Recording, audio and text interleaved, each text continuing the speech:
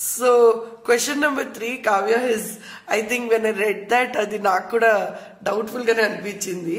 ఈ మధ్య family court లో చాలా ఎక్కువైపోయింది ఇలాంటివి కేసెస్ రావడం అని, ఓవర్ఫ్లో అవుతున్నాయని అంటున్నారు. So this is not a query, but general doubt of people. అవును, అది నిజమే. ఇప్పుడు ఓవర్ఫ్లోయింగ్ అవుతున్నాయి మన ఫ్యామిలీ కోర్ట్స్, ఓవర్ బర్డెన్డ్ గా కూడా ఉన్నాయి. అండ్ ఇది నేను ఎవరిని అడిగానంటే ఒక సీనియర్ అడ్వకేట్ ని అడిగాను, who started his practice late 80s లో అలా.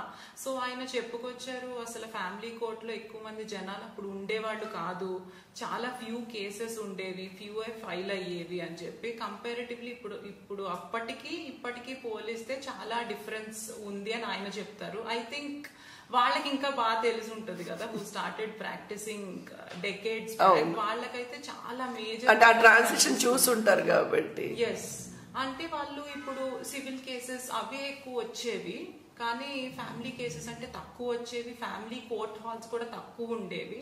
ఇప్పుడు దాన్ని బట్టి మనకి ఫ్యామిలీ కోర్ట్స్ కూడా పెరిగినవి అని చెప్పుకోవాలి, but still they are over flowing.